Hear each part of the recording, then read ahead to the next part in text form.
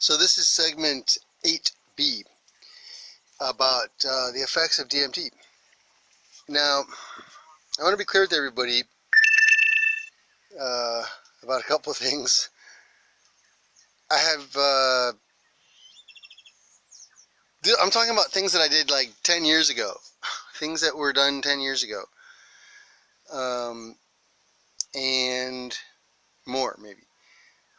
So, and in Mexico, and not in the United States, not in the jurisdiction, not in the legal jurisdiction of anywhere in the United States.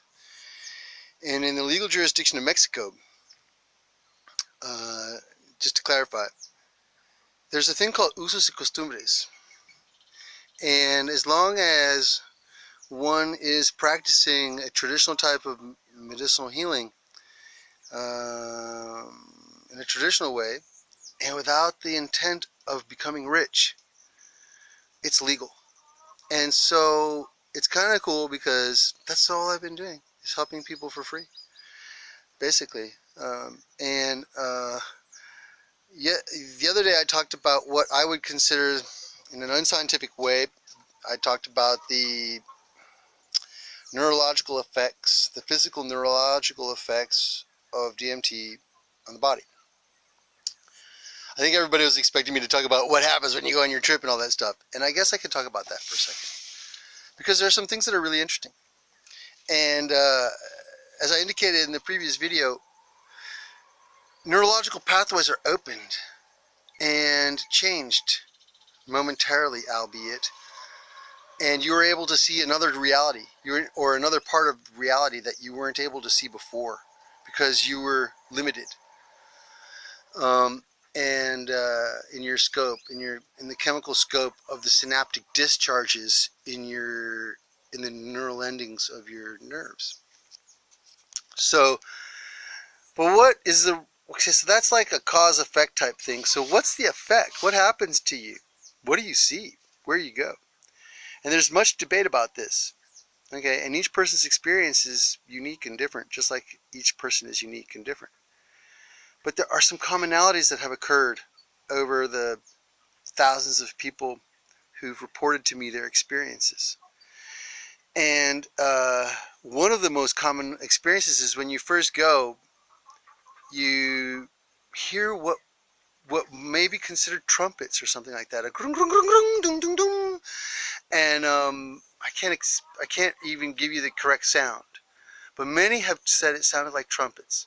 So this could be Gabriel's trumpets as you cross over into this other dimensional part of this reality. And also many report that as they pass through this portal, it's like this doorway, not a door itself, but a doorway of multi-dimensional, multicolored, moving fractals. And then once you perforate that reality, once you perforate that part, as you leave this reality, you go into somewhere else. And what that somewhere else is very debatable on many levels.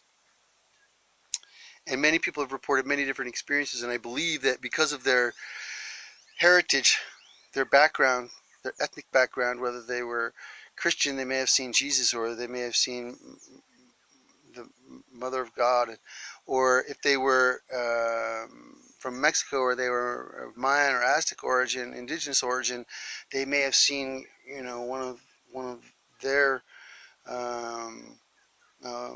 gods or warriors. One person reported to me that he saw a warrior god the whole time he was there. So I believe that we're hardwired, so to speak, in our bodies, our programming to our cultural heritage and our past and our traditions, and so the tendency is to see something like that at first.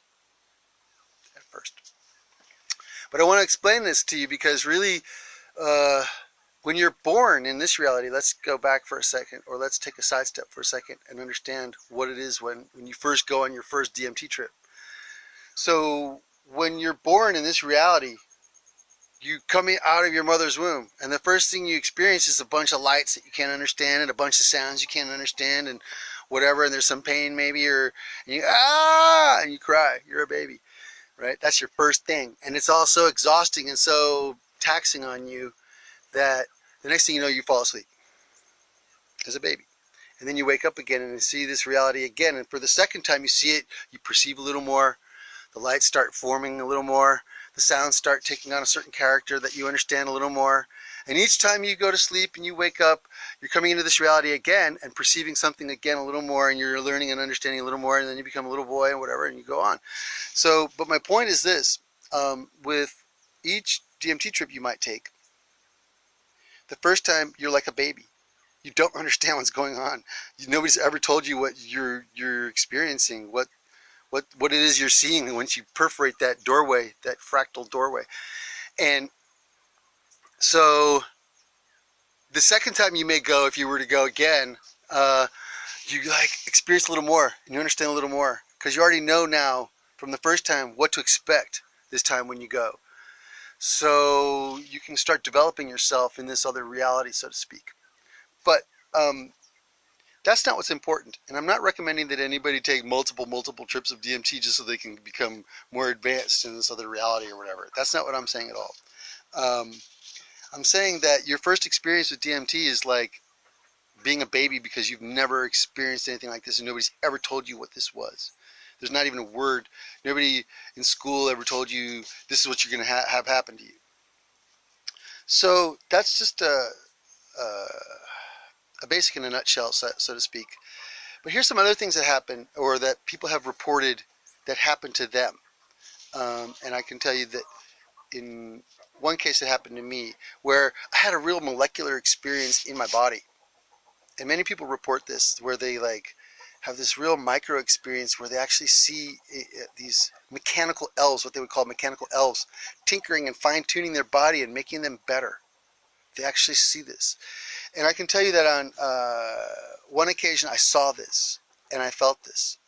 And it was most amazing, because from there on in, I didn't really ever need to see them again or take it into consideration. I always know that this thing is there, that if you focus on it on a molecular level, you can heal yourself.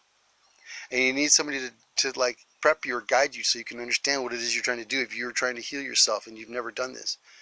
And that's why this is so important, that it's not considered a drug. It's a spiritual tool and a healing tool. And it's very important that everybody understand that. It's not to be taken lightly. It's not to be bandied. It's not to be trafficked on the street like cocaine and heroin. It's not anything like that at all. And it's really only to be, as I said in one of the other videos, considered as a last resort to ending your problems, because there should be all other means that you exhaust first. Now, other people have reported other experiences, seeing women in the heavens weaving a huge cloth, and when all the strings coming up from the earth from each of us in our bellies. And other people have told me all kinds of things. And so each experience is unique, but they all report one thing, that when they go, they hear this sound, and they go through like a doorway or a fractal part of their journey, and then they get on to the rest of their journey. And so it's really a cool thing. Again, I could talk for hours and hours and hours about all of this and what this means and what this might mean for you when you pass away, and the vibration of your soul and where that leads you when you go. And maybe DMT's teaching you that, hey, this is where you might be going when you die if you don't change. So maybe change your vibration if you're not happy with it, so you can go to a different dimension and be happier in a higher up dimension. Stuff like that. All of this is really just cutting edge and new and debatable. And there will be many people who try to debunk it and say, oh, no, this is just crazy stuff or whatever. But they don't know. And they've never had the neural pathways of their brain opened to the extent that somebody like I have had. And it's just an unbelievable thing, a beauty, a gift in this universe for us. And we must use it wisely. 8B.